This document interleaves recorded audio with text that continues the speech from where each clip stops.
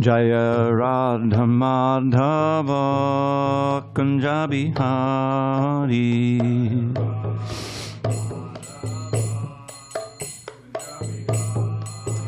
Jaya Radha Madhava Kunja Bihari.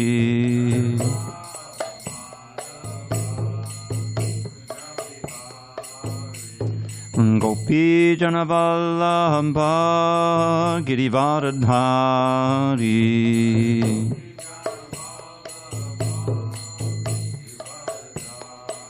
Jaya Gopi Jana Vallabha Girivaradhari.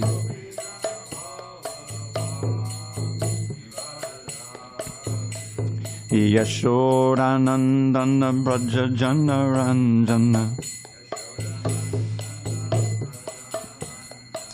Yashodanandana Jana Ranjana. Yamunatiravanachari. Yamunatiravanachari.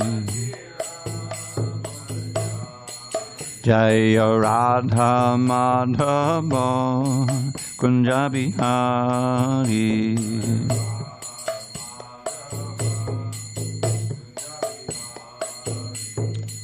Hare Krishna, Hare Krishna, Krishna Krishna, Hare Hare, Hare Rama, Hare Rama, Rama Rama, Hare Hare.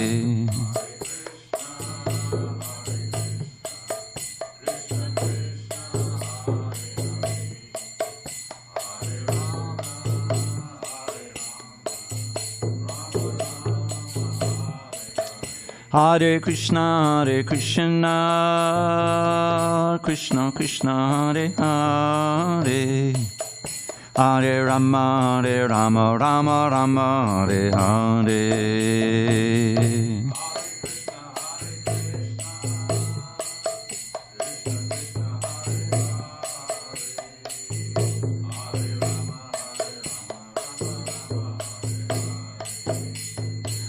Hare Krishna, Hare Krishna, Krishna Krishna, Hare Hare, Hare Rama, Hare Rama, Rama Rama, Hare Hare.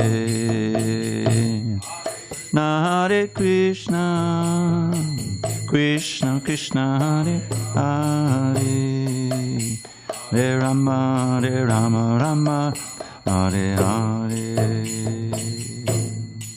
Jai Mishapad Paramahansa Purabhajakacharya Ashtotarata Shri Srimad's Divine Grace Srila A.C. Bhaktivedanta Swami Prabhupada Ki Jai.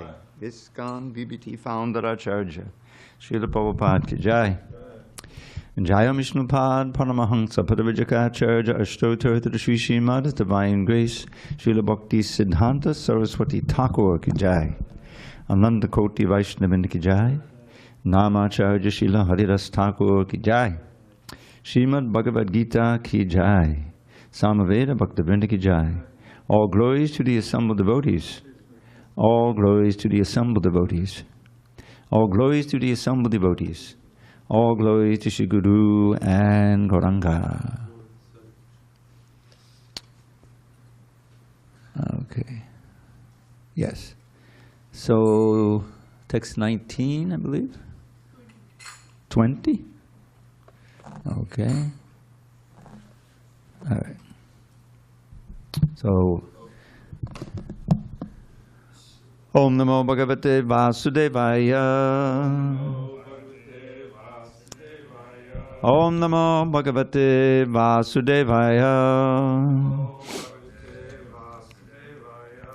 Om Namo Bhagavate Vasudevaya.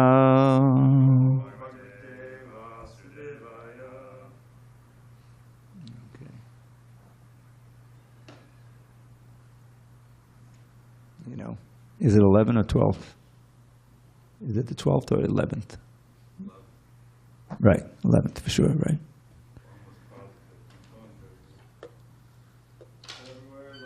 Okay. On this 11th day of February, 2026 in San Diego, we're reading from Srimad Bhagavad Gita as it is. Translation and commentary by His Divine Grace, A.C. Bhaktivedanta Swami Prabhupada. And we are in chapter 17, The Divisions of Faith, text 20 on page 653. Datavyam iti yaddanam diyate anupakarine deshe kale chapatre cha taddanam satvikam smritam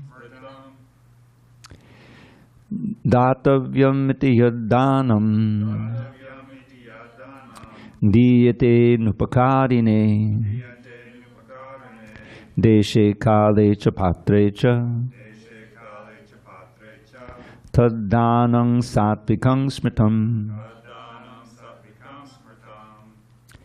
datavyamati yaddanam diyate nupakarine deshe kale cha patre cha taddanam satvikam smritam datavyamati yaddanam diyate nupakarine deshe kale cha patre cha taddanam satvikam smritam.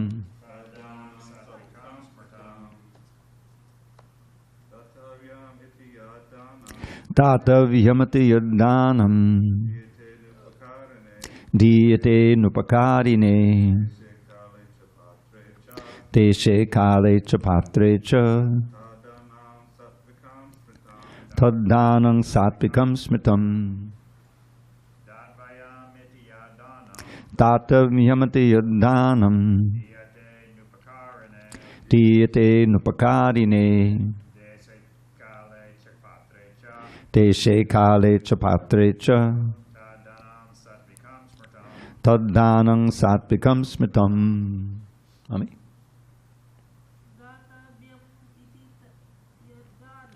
Datavyamati yaddanam diyate nupakarine deshe kale cha patre cha taddanam satvikam smritam. Anyone online?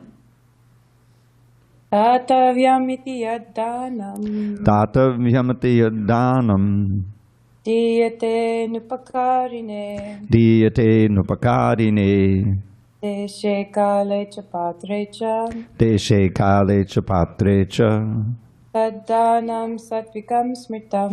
taddanam satvikam smritam. Datavyam, worth giving. Iti, thus, yat, that which. Dhanam, charity. Diyate is given, anupakarine, irrespective of return, deshe, in a proper place, kale, at a proper time, cha, also, patre, to a suitable person, cha, and tat, that, dhanam, charity, satvikam, in the mode of goodness, smritam, is considered. Translation. Krishna says to Arjuna, charity given out of duty, without expectation of return, at the proper time and place, and to a worthy person, is considered to be in the mode of goodness. Purport. In the Vedic literature, charity given to a person engaged in spiritual activities is recommended. There is no recommendation for giving charity indiscriminately. Spiritual perfection is always a consideration. Therefore, charity is recommended to be given at a place of pilgrimage and at lunar or solar eclipses, or at the end of the month, or to a qualified Brahmin or a Vaishnav devotee, or in a temple, or in temples. Such charities should be given without any consideration of return.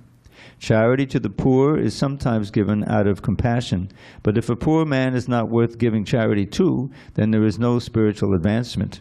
In other words, indiscriminate charity is not recommended in the Vedic literature. Om Jnana Timurandasya Jnanandana Shalakaya Chakshu Unmilitam Mena Tasmai Shri Gurave Namaha. I was born in the darkest of ignorance, but my spiritual master, Srila Prabhupada, opened my eyes with the torchlight of knowledge. I offer my humble obeisance unto him and to all members of Sri Parampara. So charity is an essential part of the Vedic culture. But as mentioned here, it should be given without expectation of return. That's in the mode of passion, you'll see as we read on. And it should be given to a worthy person. So Srila Prabhupada practically, when he started the movement, he was a charity case. You know, he didn't really have any money, but he was able to get donations to survive and to eventually to print a magazine before he printed any books, and you know, to rent the storefront that he started with. So really, it's and all of those donations that he got were very beneficial for the donors. You can imagine giving to a pure devotee so that he could continue to preach and be able to give out the most valuable thing. As we say in the Mo Mahavadanyaya Krishna Vadayate, that Lord Chaitanya, or Lord Krishna, came in the form of Lord Chaitanya, and he's Mahavadanyaya, the most munificent, means the most generous of all avatars, giving freely the most valuable thing, Krishna Prema, Pradayate. Krishna himself didn't do that. Prabhupada would, you know, he demanded for surrender. You know, the essential, coming up in the next chapter, essential instruction, Sarva Dharma Padachajya Mame Kangsharam Bhaja.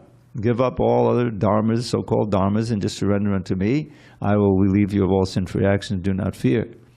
And of course, the previous verse, which goes along with it, Manmana, Bhavaman Bhakto, Majaji, Mam Namaskuru, Mame Vaishasi Satyam Te Pratijane Priyosime. Just think of me think of me and become my devotee, worship me, bow down to me, and you will come to me. So with all of that, it means that dedicate all your life to me, and whatever you can give in terms of your salary, if you have such, or collections, you know. In other words, don't become attached to the things that you may get one way or another. Rather, those very things that you're attached, you give it to me, and then your attachment will eventually come to me, you see. And what is Krishna going to use them for? Well, for spreading Krishna consciousness, for engaging in his pastimes, you see. So this is charity in the mode of goodness, but it's not mentioned here that it's you know, the spiritual aspect to it, but the out of duty, without expectation of return, at the proper time and place, a worthy person is in the mode of goodness. So ultimately, the worthy person is the most worthy is the Brahmins, Vaishnavas, like that, because it'll be used for devotional service. That's the thing. Yes. Quick question. Hare Krishna. So, if I remember right, you can get karmic reactions based on giving, like, who you give. Yeah. So if you give indiscriminately, you can get bad karmic reactions. If you give to like a Brahmin or, you know, like Srila Prabhupada, then you get no karmic reactions, transcendental benefit. Yeah. Exactly. You know, because your work supposedly has gone into, you know, making the money and so forth. You know, you have something of value, and if you it's energy, and if you direct that energy in a worthy place, especially devotional service, then you'll get the best benefit. But if it's, you know, if it's like for back in the I would say 90s, 80s and 90s, we had we would go out and collect donations on the basis of feeding the starving people in Bangladesh, because there was a famine going on there and everything, you know. Now, when we told Prabhupada, said, okay, that's great, but you have to use the money for that. You have to actually send it. So, but who were those people? Many of them were Vaishnavas who were being saved, and so that was considered a worthy charity. But this is basically in the modes of nature. So, Satvikam Sritam. Now, in the purports, Prabhupada will always give it a Vaishnav turn, the most worthy of the Brahmins and the Vaishnavas and so forth. But basically, the modes of nature is still the modes of nature. Like I like to say, the mode of goodness is not good enough. If you're just cultivating the material mode of goodness, then you may lead a very philosophical and peaceful life. You're vegetarian, like that and everything. But it's not necessarily transcendental. It's that I'm in harmony with nature, or something like that, So that's, but the mode of goodness is an important stepping stone. If you're in the mode of goodness, then your practice of devotional service, it's easier to take up. If you're really entangled in intoxication and the things, mode of passion, the mode of ignorance, it's much harder to take up the process, the sadhana of bhakti strictly. It's just the way. In my experience, many of the people who joined, and who join to this day, are already vegetarians. It seems to be much easier to become interested in the philosophy and in the process. And it says that, what is that? Nivritta Tarshaya, practically the very beginning of the 10th canto. When Prakat Maharaj is asking Shukadev, now please describe to me Krishna's Leela. And so then he has this important verse. It's one of the very few verses actually quoted in the Krishna book, right at the beginning of the introduction. Nivritta Tarshayar Upagiya Maran Bhavalshadat Shrota Mano Biramat Ka Uttama Shloka Gunanavarat Puman Vadajeta Vina Pashugnat. Prabhupada would quote this verse because Pashugnat means those who kill animals or those who are killing themselves. It could be committing spiritual suicide. So Nivritta Tarshayar, especially when those who are free of tarsha is thirst, those who are free of material desire, pure devotees.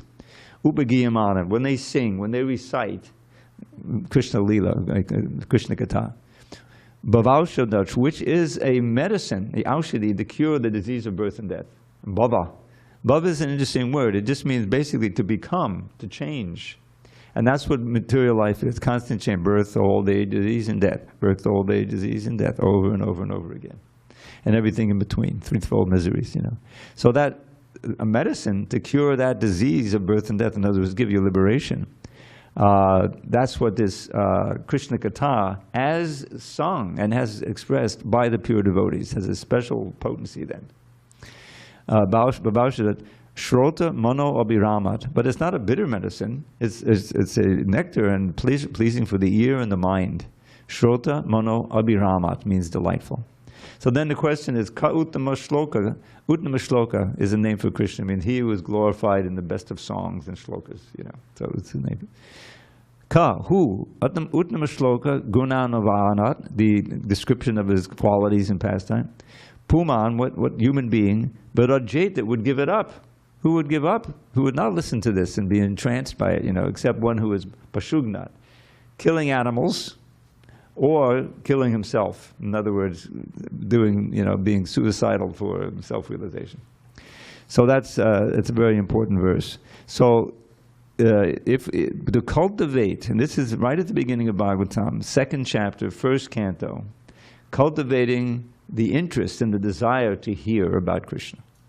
That's what these classes are all about. That's what these books are all about. To present Krishna Katha in such a way basically accurately, that will attract your interest, and so that you'll be interested in acting in such a way that you become more interested and more entranced by it. Because this is really the essence, the sound vibration, beginning with the Hare Krishna mantra. So, all right, let's go on. Okay, sure. Mike, got it here. Here, we're not going to have any ladies tonight, I don't think so. Oh, that's right. Ame's here. Okay, go ahead. Going back to what Chad was talking about, so we can actually, if I'm understanding correctly, get negative karma if we give in the wrong way.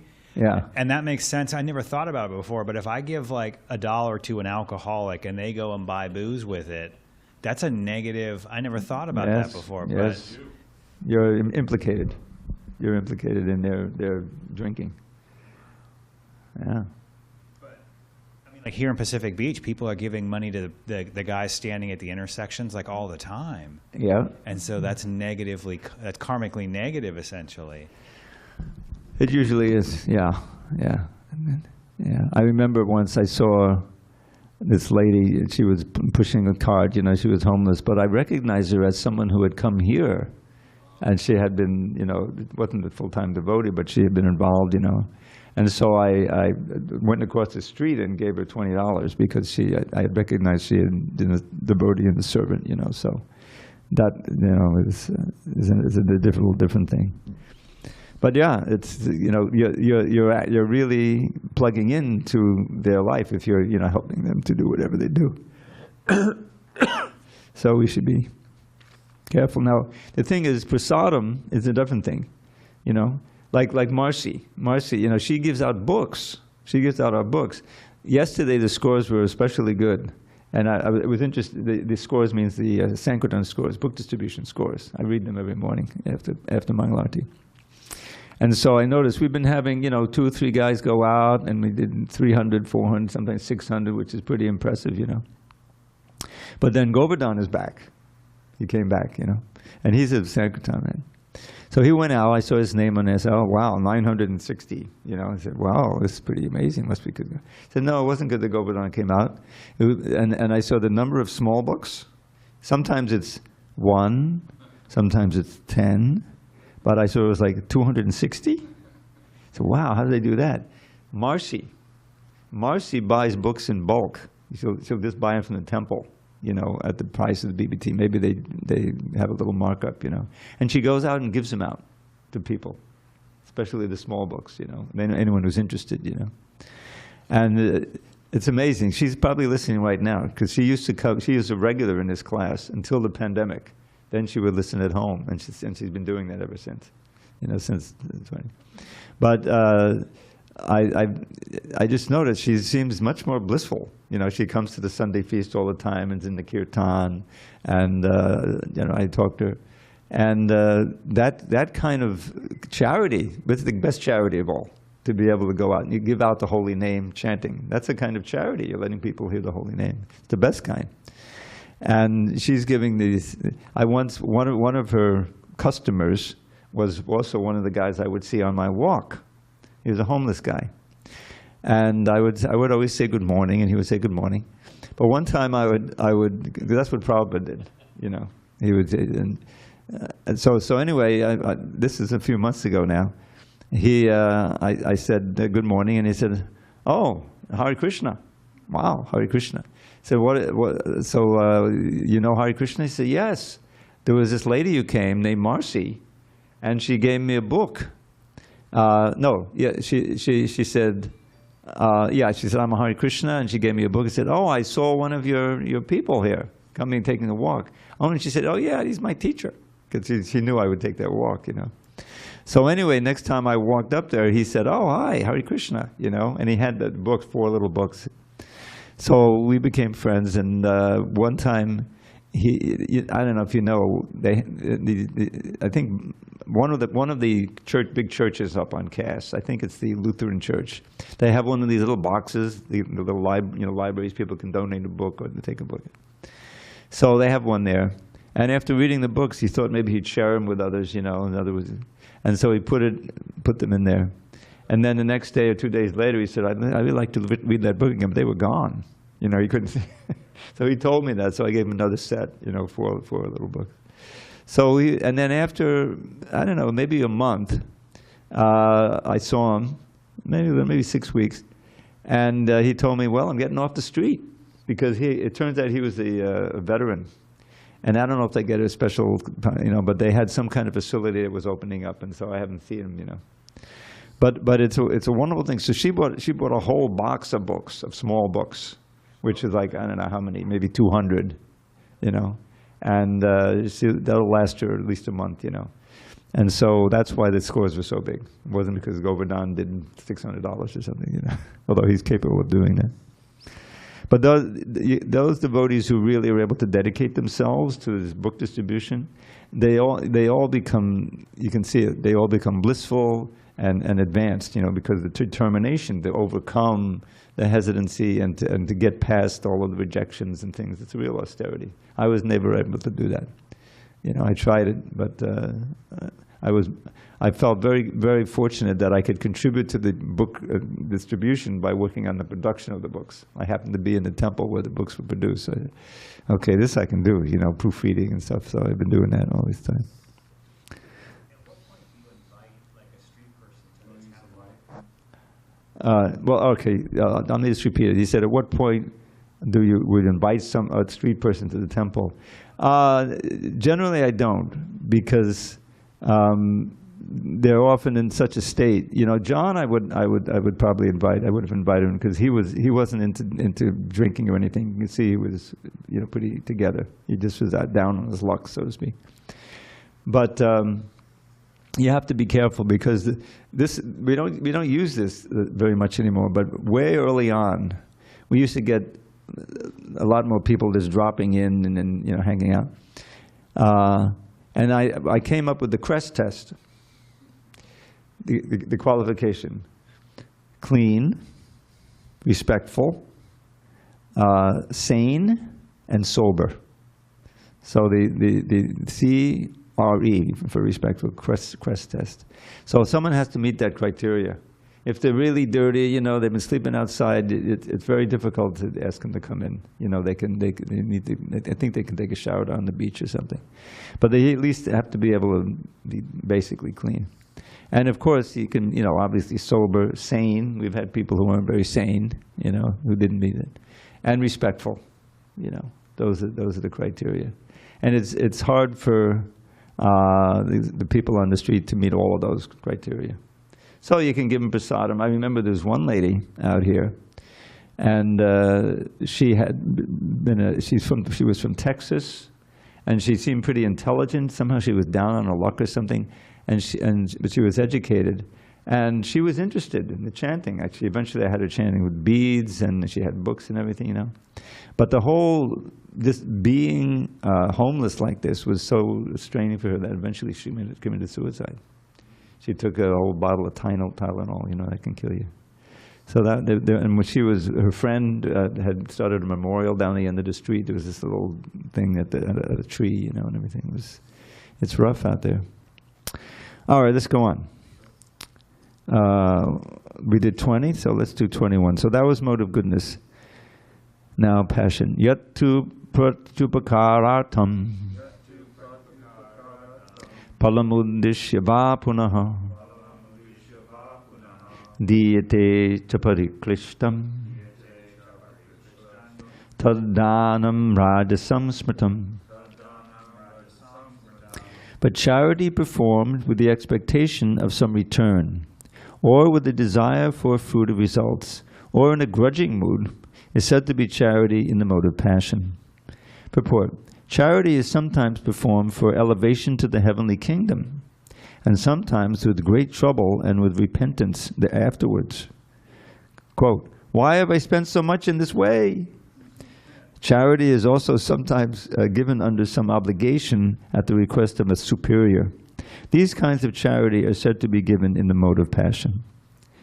There are many charitable foundations which offer their gifts to institutions where sense gratification goes on.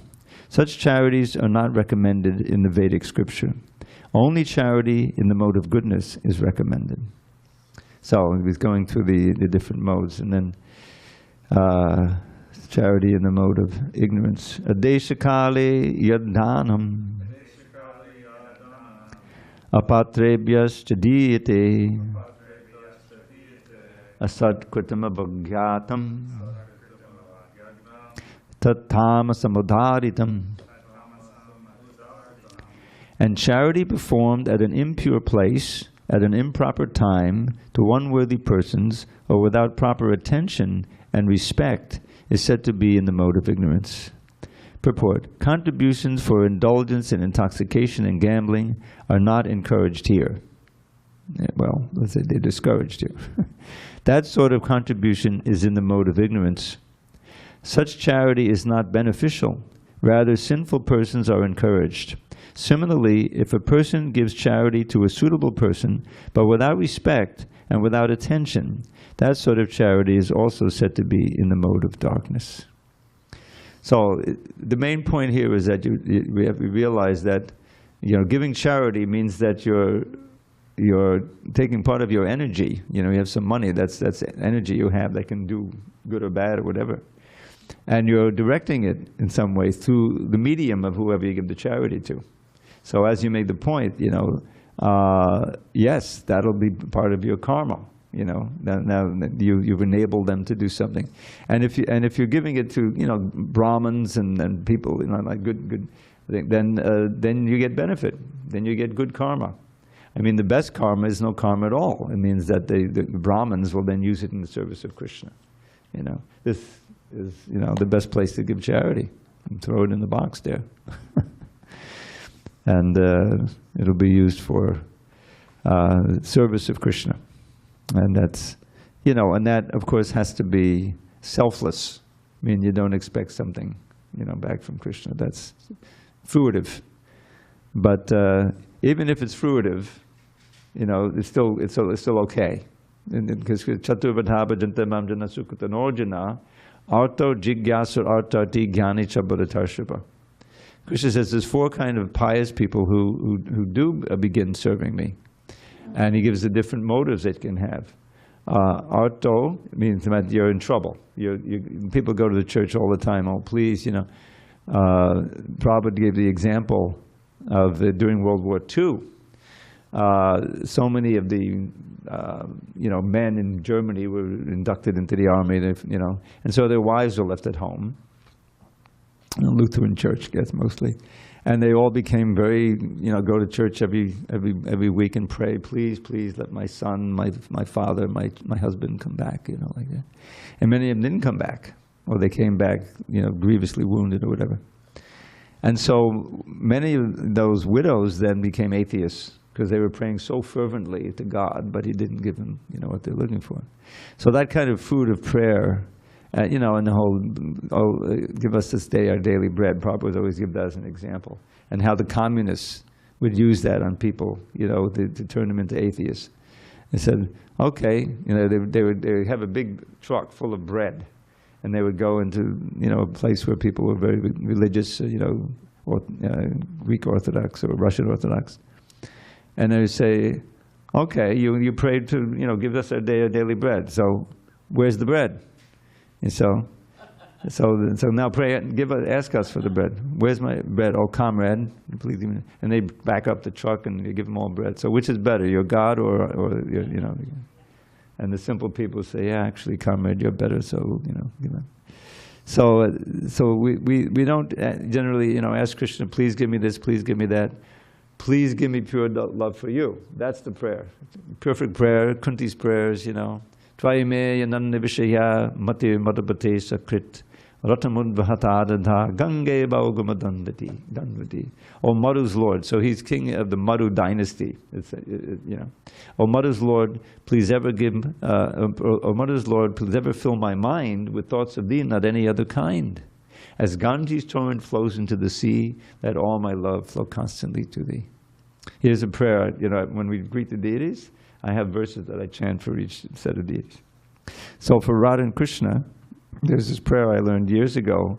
It's in Rupa Goswami's Stavamala. And he's praying to Radha Krishna. Pashupala Vedenya Nandanao, Vadame Tang Muharate Yumam, Bhavatu Pranayo Bhave Bhave, Bhavatore Vapadambu Jeshume. O Radha Krishna, children of the best of coward men. So Radharani is the daughter of Vrishabhanu, and Krishna is the son of Nanda. So those are the leaders of the Vrindavan. So they're children of the best of coward men. The single boon I beg from you again and yet again. In all the countless births my endless sins will make me meet, that all my love flow toward your lustrous lotus feet. So that's, this is the prayers that have been taught to us. And Lord Chaitanya, so much of that Shikshastika, he's teaching us how to pray. There's the middle three verses. Nadanang, nadanang. First he says what he's not praying for. This is what we don't have. Nadanam, no wealth. Yeah. Nadanam, nadanam, nasundarim, kapitam va jagadishikamaye, mama janmani janmani shade bhavadad bhaktira hoitakitvahi. Wealth and women, followers, the fruits of mundane piety, liberation from this world of limitless anxiety. For me, O Lord, these common goals have not the slightest worth. Let me serve you purely now and in each future birth. So he's not even praying for mukti, which is a common thing that the yogis are after, you know. No, he says, wealth, people ask for wealth, you know, and good marriage, okay, you know, that's still mundane. Followers, be a king, you know, have whatever. The fruits of mundane piety, you know, good karma, so that I'll be more comfortable, whatever maybe. Or mukti, no. He says, let me simply, birth after birth, let me have pure devotion unto your lotus feet. That's the real prayer of the devotee. That's the most valuable thing, because no matter what you get materially, it's ultimately taken from you. And it just gives you another birth, because you die with the desires of all those things that you try to enjoy, you know. So what to pray for is really a key piece of understanding. Okay, so that was 21.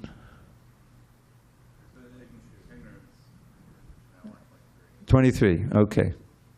So now there's a code. We're almost at the end of the chapter, and he's getting into Om Tat Sat and the importance of that little mantra now. Text 23. Om Tat Sat iti nirdesho Brahmanas Trivadhas Mitaha Brahmanastena Vedascha Yagyascha Vihitapura. From the beginning of creation, the three words Om Tat Sat were used to indicate the Supreme Absolute Truth. These three symbolic representations were used by Brahmins while chanting the hymns of the Vedas and during the sacrifices for the satisfaction of the Supreme. Purport. It has been explained that penance, or austerity, sacrifice, charity, and foods are divided into three categories. The modes of goodness, the modes of goodness, passion, and ignorance. But whether first class, second class, or third class, they are all conditioned, contaminated by the material modes of nature. When they are aimed at the Supreme, Om Tat Sat, the Supreme Personality of Godhead, the Eternal, they become means for spiritual elevation. In the scriptural injunctions, such an objective is indicated. These three words, Om Tat Sat, particularly indicate the Absolute Truth, the Supreme Personality of Godhead. In the Vedic hymns, the word Om is always found. One who acts without following the regulations of the scriptures will not attain the absolute truth. He will get some temporary result, but not the ultimate end of life. The conclusion is that the performance of charity, sacrifice, and penance must be done in the mode of goodness. Performed in the mode of passion or ignorance, they are certainly inferior in quality. The three words Om Tat Sat are uttered in conjunction with the holy name of the Supreme Lord. For example, Om Tad Vishnu. Whenever a Vedic hymn or the holy name of the Supreme Lord is uttered, Om is added. This is the indication of Vedic literature. These three words are taken from Vedic hymns. Om Ityetad Brahmano Nedishtam Nama indicates the first goal. Then Tattvam Asi Chandogya Upanishad 687 indicates the second goal. And Sad Eva Saumya Chandogya Upanishad 621 indicates the third goal. Combined, they become Om Tat Sat. Formerly, when Brahma, the first created living entity, performed sacrifices, he indicated by these three words the Supreme Personality of Godhead. Therefore, the same principle has always been followed by disciplic succession. So this hymn has great significance. The Bhagavad Gita recommends, therefore, that any work done should be done for Om Tat Sat, or for the Supreme Personality of Godhead.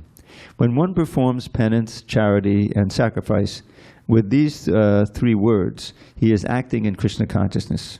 Krishna consciousness is a scientific execution of transcendental activities which enables one to return home back to Godhead. There is no loss of energy in acting in such a transcendental way. Now, one note on this word Om, which will be, I think, also explained in the next verse. That I think it was Jiva Goswami who pointed out that the word Om it is a combination of A, U, and M. Om, and it becomes Om. And A is Krishna, U is Radharani, and M is the living entity. So there's a connection there with Radha and Krishna worship, which he revealed. So you won't find this Om Tat Sat really being uttered if you go into temples around the world so much, you know. Om, of course, Om Jnana Timirandasya, that's integrated into many of the mantras we chant. Om Tad Vishnu Paramam Parang Sada Pashanti Shuryo Deviva Chaksharatam. This is one I think that in the deity worship you'll see a lot of that. And I remember, you know, Om was very popular. When I first started doing yoga, one of the places I went was the Integral Yoga Institute, and it was not just, you know, the bending and stretching and the asanas that they did, but they also had some pranayama, you know, which is mentioned there in chapter 6, breath control, and meditation, and actually some chanting. I think we would do the chanting first, then pranayama, and then meditation. So chanting, we had different mantras, Om Namo Shivaya, Om Namo Shivaya, and I remember that one. And Hare Krishna was there, you know. And then it was mentioned, okay, well then what are you going to meditate when you meditate? Well, one thing you can meditate on Om. So I started meditating on Om. It was kind of tough just meditating on Om, you know. So eventually I picked up from this Integral Institute, the guru of the leader there, Satchidananda, I forget the guru's name now, but apparently he had an ashram in South Africa, and I went to their bookstore one day, and there they had this substantial booklet on the glories of the Hare Krishna mantra, which supposedly they've been chanting unbroken kirtan for 25 years in that ashram. Now, in the middle of the night, whether they're all chanting or playing a recording, I don't know. That's probably what they were doing. But anyway, there were all of these essays in there by people I didn't know on the glories of Hare Krishna. So I think I'd been to the temple already, but somewhere I thought, well, this is the mantra I should use for meditation. So I started just, you know, meditating, you know, and on the in-breath, Hare Krishna, Krishna, Hare. And on the out-breath, Hare Rama, Hare Rama. So that was my main meditation, maybe 15 minutes a day, and then I go to work, you know. And then I was so taken with the mantra, I would try to heal the patients with the mantra silently. I didn't, you know, otherwise I would have been fired. But it worked on my father. I have to tell this story. My father, he always had high blood pressure. He wasn't a big drinker, you know, but he would smoke like a pipe or something. But he had a stroke. He was only 62, I remember. And I joined the movement. And I was working in this hospital. I had to drive a half an hour. At Long Island, I was on the North Shore, I was on the South Shore.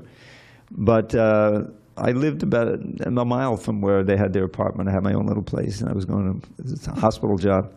But then he had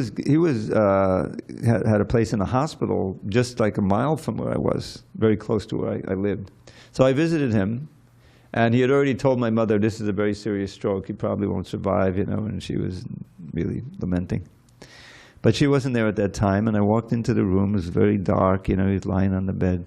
So this is my chance, I thought. So I put my hand on his head, and for maybe 10 minutes, I was chanting in my mind, not loudly, but I was chanting Hare Krishna, you know, trying to project.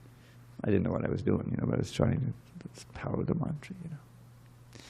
So then he got up, you know, he jumped out and he started dancing. No, that didn't happen.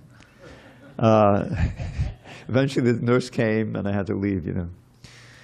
But he actually recovered from that stroke pretty well.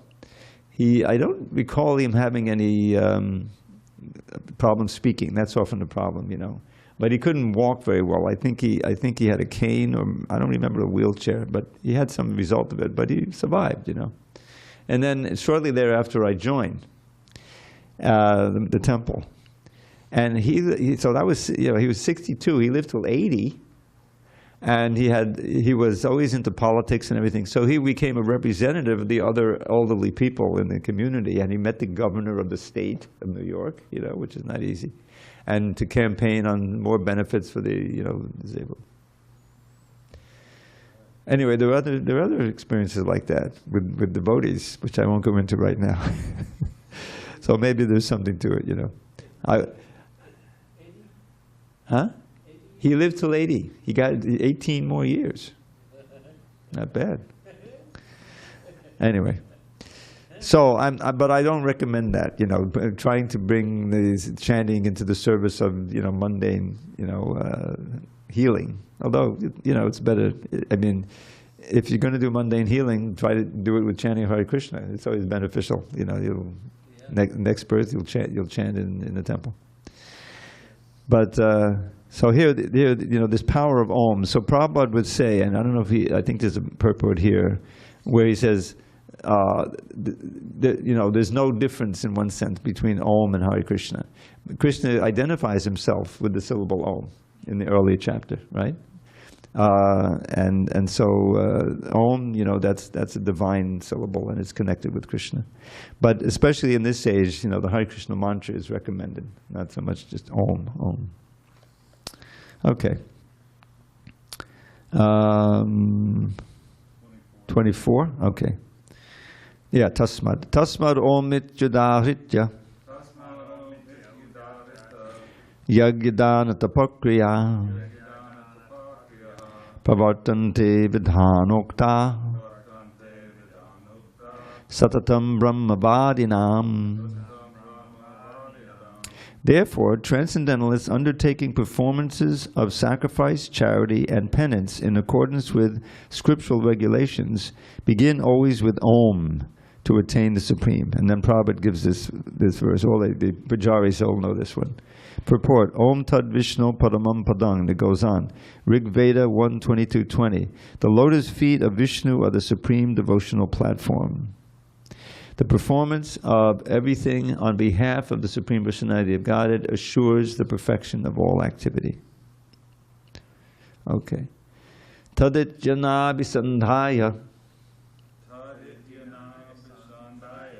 palam yagya tapakriya dana kriyasti vividha kriyante mokshakankshi bihi. Without desiring fruitive results, one should perform various kinds of sacrifice, penance, and charity with the word tat.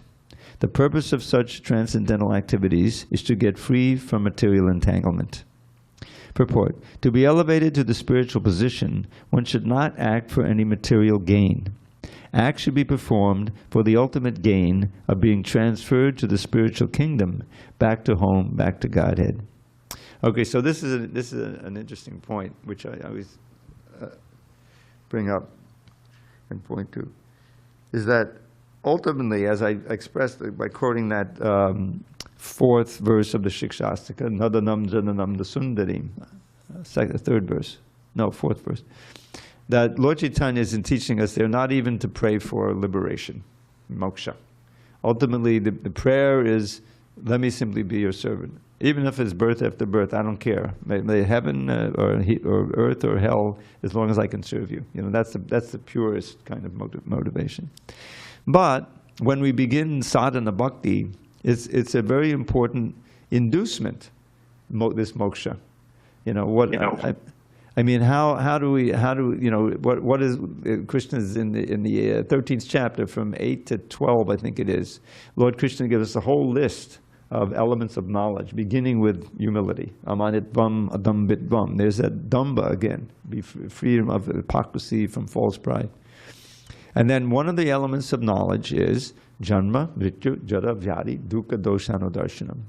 To always be aware. Danudarshana means to be, seeing that and being aware of it. The miseries of birth, old age, disease, and death. So why should that be? Because if we're really conscious of that, we'll understand, knowing, of course, basically we're not the body, we're spirit soul. that it's a tragic, let's say tragic waste of human life to simply be absorbed in material things, even in the mode of goodness. If it's all related to, your enjoyment, even on the material mode of goodness, whatever it may be. In other words, we need to understand what the real mission of human life is. It's a special gift. Once we understand the basic principle, I'm not this body, and implied in that means I've had many other lives before in different bodies, and I'll have life in the future. Hopefully not in a material body, but still there'll be a future life. Nobody dies. That's Najayate Mriyate, right? Nobody dies, nobody's born. But so what is this birth and death? It's the birth and death of the body. And when the spirit soul has to suffer, that's a great suffering. Life in the womb, and then birth, and then, as Prabhupada would like to point out, in these days you may be aborted, and then you're growing up, and then there's all kinds of diseases. I told the story, I don't know when I did recently, in a class about having very ill when I was 5 years old. I almost died. There's no assurance that you're going to get old. But if you survive, and you go through life, then eventually death is there, and you realize, all of this is going to end. So that that is the miseries, and on top of that, you got the threefold miseries, and they're tied in with disease and everything.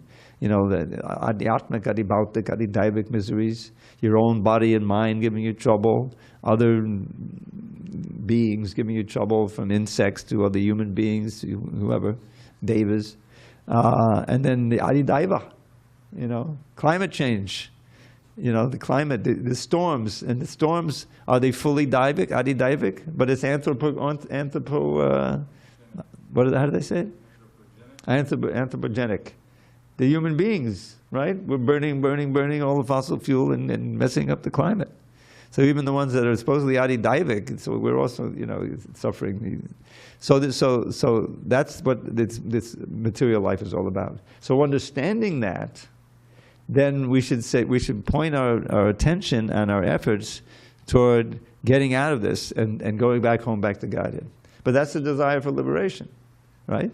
But that's a very important sustaining motivation to engage in this sadhana. Even though there's this element of, I really want to get free of all this misery and go back and enjoy ananda, satchidananda, yeah. But in the course of doing that, you'll lose your desire even for moksha. Because if you do it right, you'll be enjoying moment to moment the pleasure of serving Krishna.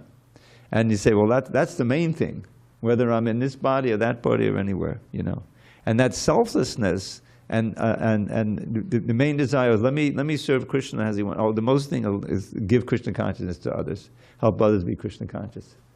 He says at the end of the book, they please me the most. So that becomes your overwhelming desire. And as Bilbamana Thakur and so many others say, that you're already assured of mukti without that. What is he? Bhaktis Tvahi, Bilvamangal, as many often does, he's speaking directly to Krishna. He's completely blind, but he's seeing him at every moment in his spiritual vision.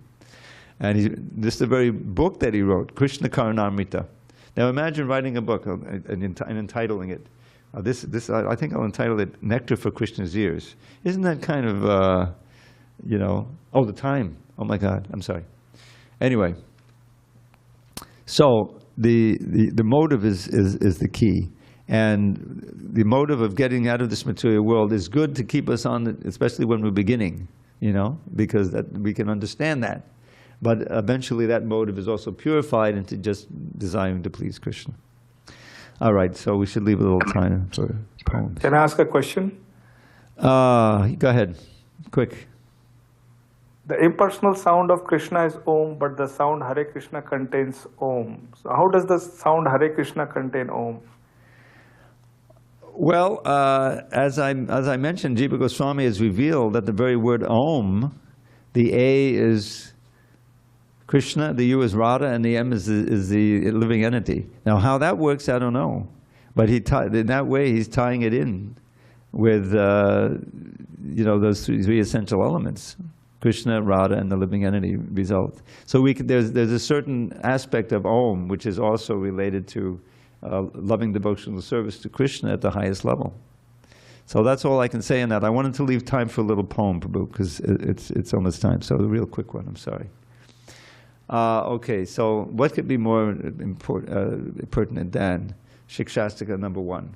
Cheto darpanamarjanam bhava mahadharvagni nirvapanam shreya kaidava chandrika vatadanam vidyavadhu jivanam anandam buddhivardhanam patipadam purnamita swadanam sarvatmasnapadam padam vijayate Shri Krishna Sankirtanam. All glory to the chanting of Shri Krishna's holy names, which easily extinguishes samsara's blazing flames by polishing the lust-encrusted mirror of the heart. That chanting is the waxing moon that knows the secret art of causing the white lotus of good fortune to unfurl its petals far and wide throughout this bleak and blighted world. Of transcendental knowledge which will take us to life's goal, the chanting of the name of Krishna is the life and soul. The ocean of ecstatic bliss floods far beyond its bounds, wherever Krishna's merciful and mystic name resounds. Indeed, whenever Krishna's names are sung in congregation, at every step one tastes a joy that knows no limitation. So here with great attention, as I earnestly request, please chant Shri Krishna's holy names and be supremely blessed. The soothing nectar of the name will bathe your consciousness, bestow pure love for Krishna, and eradicate distress. All glories to Srila Prabhupada. Hari Hari.